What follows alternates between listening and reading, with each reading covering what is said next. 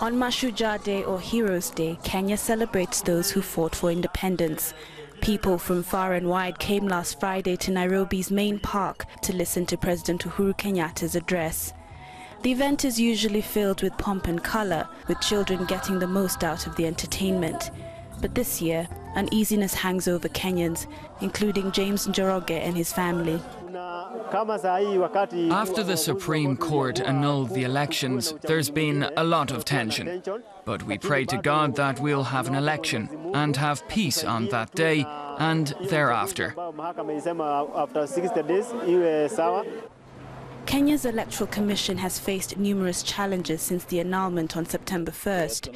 The chairman of the commission has not quite conceded that he is under siege and still insists the commission can deliver an election on the 26th. The main opposition party insists the commission must get its house in order before it holds an election. Opposition supporters have taken to the streets demanding reforms within the commission. But government supporters like James say the Electoral Commission is already capable of organizing a repeat poll. The Electoral Commission should stay as it is and shouldn't be changed. It's independent and it will respect the democratic rights of Kenyans. I believe that there will be voters in every polling station in the country. As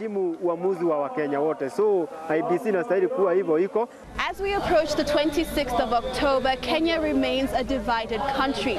On one half, you have a population that is willing to support incumbent President Uhuru Kenyatta and his Jubilee Party, and the other half of the population that supports main opposition leader Raila Odinga. Now, according to this part of the population, they claim that incumbent President Uhuru Kenyatta has excluded them from his government since he took office in 2013. Kibra, an informal settlement in the capital, is a perceived opposition stronghold. Supporters of Raila Odinga snubbed this year's celebrations. Most stayed indoors, mourning those killed during opposition protests.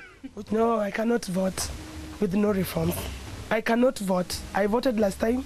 They came here, they shot people. And I watched that. I'm not voting because Raila said we don't vote. I'm now 29 years old. I know everything that happens. And again, I read my constitution. I work with my constitution everywhere.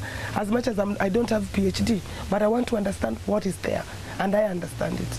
So I'm not going to vote. And I'm going even to plead with other people, like my mother who didn't go to school, who doesn't understand anything, and tell her don't vote.